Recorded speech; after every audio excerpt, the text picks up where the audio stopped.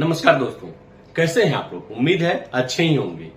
हम लोगों को पता है कि जो भारत में क्रिमिनोलॉजी है या क्रिमिनल लॉ है उसमें ड्रास्टिक चेंज हुआ, यानी यूं कहें कि क्रांति आया है, जिसमें से 3 लॉज थे जिसको रिप्लेस किया गया। जैसे पहले था आईपीसी, तो उसका जगह क्या लिया, भारतीय न्याय संहिता।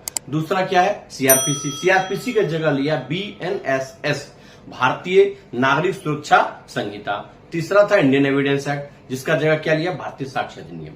इसमें से आज हम लोग जो डिस्कस करते हैं वो डिस्कस कर रहे हैं बीएनएसएस के बारे में, और कंपेयर किससे करेंगे, सीआरपीसी से करेंगे। जी हाँ, सीआरपीसी में आज हम लोग डिस्कस करते हैं कि जो कंप्लेंट केस होता था, मान लीजिए कि कोई दुर्घटना घटी और आप विक्टिम हैं या विक्टिम के बिहाफ पे हैं, तो आप पहले इंफॉर्मेशन देने के लिए एज ए इंफॉर्मेंट कहां जाते थे, पुलिस स्टेशन जाते थे, और वहां पुलिस चौकी पे जाके क्या करते थे, एफआईआर लॉन्च करने का रिक्वेस्ट करते थे। मान लीजिए आवेदन दिए, एप्लीकेशन दिए और क्या किया, एफआईआर लॉन्च नहीं होता है। उसके बाद आप क्या करेंगे भाई, तो आप जाएंगे कंसर्न एसपी के पास, सुपरिटेंडेंट ऑफ पुलिस के पास कि भाई ऐसे घटना हुई, एफआईआर लॉन्च नहीं हो रहा है, तो एफआईआर लिया जाए। मान लीजिए एसपी भी नहीं करता है, तो आपके पास क्या चारा था, आप जो है कंप्लेंट केस फाइल करते थे सीएमएम, मतलब चीफ जुडिशियल मजिस्ट्रेट के पास, सीजीएम, और यदि मेट्रोपॉलिटन एरिया होता तो वहां क्या होता था, सीएमएम, ठीक है, चीफ मेट्रोपॉलिटन मजिस्ट्रेट। इसके पास आप क्या फाइल करेंगे, कंप्लेंट केस या कंप्लेंट पिटीशन फाइल करते थे।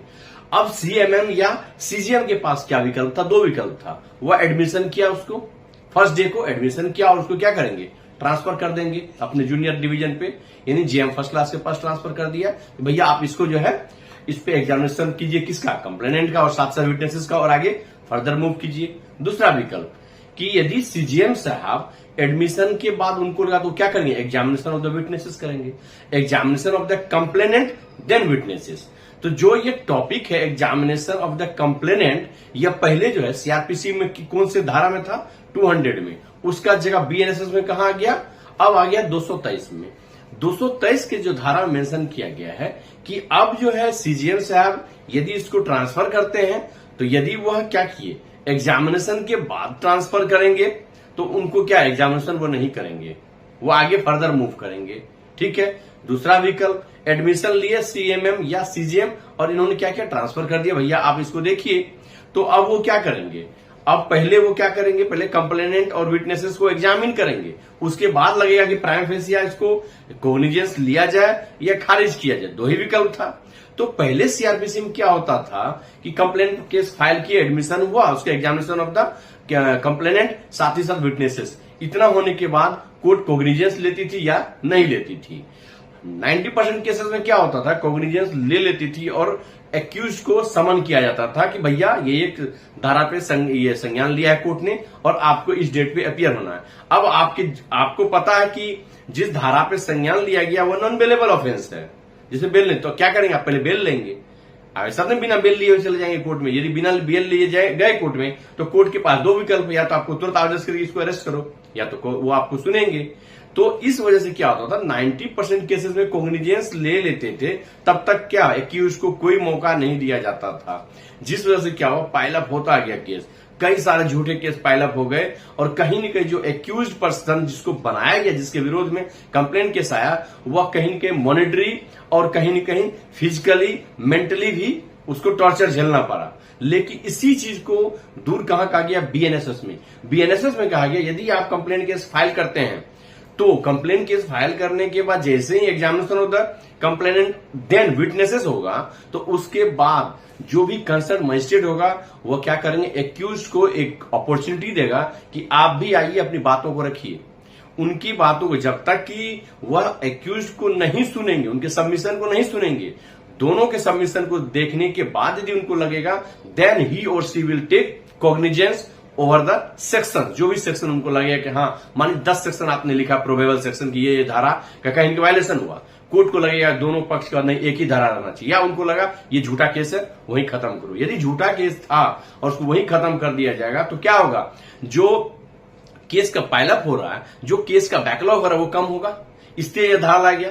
और दूसरा जो इसमें क्रांतिकारी बदलाव हुआ है, जो पहले नहीं था, वो है पब्लिक सर्वेंट के कॉन्टेक्स्ट में।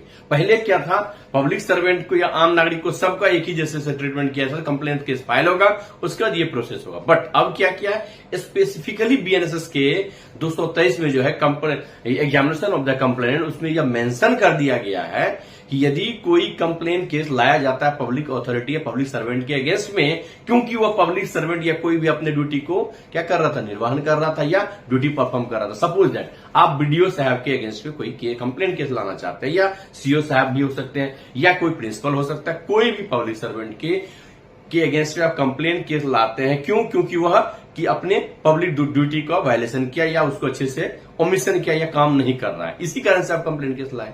पहले कंप्लेंट केस लाते थे तो कांग्रेस हुआ, फिर उनको बेल लेना पड़ेगा, तब क्या लीव लेंगे या तो भाग के बेल लेंगे, यही दो काम करना होता था। लेकिन इससे क्या होता था, कहीं न कहीं जो सरकारी काम था उसमें बाधा होता था, और पब्लिक सर्वेंट भी डरते थे काम करने से, कहीं झूठा केस ना हो जाए। अब क्या कर दिया गया बीएनएसएस में कि भैया जैसे ही कंप्लेंट केस आप फाइल करेंगे तो कंसर्न सीजीएम या सीएमएम साहब के पास एडमिशन होगा, एडमिशन के बाद वही काम होगा। उनके पास दो विकल्प है, या तो वो खुद क्या करेंगे, examination of the complainant and witnesses करेंगे, उसके बाद वो क्या करेंगे, एक्यूज को मौका देंगे, फिर वो कॉन्डिनेंस लेकर ट्रांसफर करेंगे ट्रायल करने के लिए। इस बार जो है सीएमएम या ये सीएमएम चीफ मेट्रोपॉलिटन मजिस्ट्रेट या चीफ जुडिशियल मजिस्ट्रेट, वो क्या करेंगे, जैसे ही आप किसी पब्लिक सर्वेंट के अगेंस्ट में केस किए, उनको कॉग्निजेंस लेने से पहले यह काम करना जरूरी है। पहला, पब्लिक सर्वेंट को अपॉर्चुनिटी देंगे सुनने का कि भैया आप पे केस आया, आपको क्या सबमिशन देना है, रिप्रेजेंट करना, कोई डिफेंस देना है तो आप उसको प्रेजेंट कीजिए। साथ ही साथ जो उनके हायर अथॉरिटी के ऑफिसर्स हैं, उनको जो है रिपोर्ट सबमिट करना होगा उसी फैक्ट एंड सर्कमस्टांसेस पे, जिस फैक्ट एंड सर्कमस्टांसेस के बेसिस पे आपके उनके अगेंस्ट में केस फाइल किया है। यह दोनों काम करने के बाद यदि मजिस्ट्रेट को लगेगा कि इस ऑफेंस पे कॉग्निजेंस लेना है, तभी वो कॉग्निजेंस लेंगे, अन्यथा क्या करेंगे, उसको खारिज कर देंगे। तो यही रिवॉल्यूशन हुआ है हमारे बीएनएसएस में, जो कहीं न कहीं सीआरपीसी में इसका जगह नहीं था, और इस वजह से कहीं न कहीं बैकलॉग होता था और लोग मेंटली, फिजिकली और साइकोलॉजिकली हरास भी होते थे। यदि आप लोग को मेरा वीडियो अच्छा लगा तो कृपया करके इसे आम जन तक जरूर फैलाएं और मेरे क्रांति का हिस्सा बने। यदि आप लोग को मेरा वीडियो अच्छा लगा तो कृपया लाइक करें, सब्सक्राइब करें और औरों के साथ जरूर शेयर करें। जय हिंद।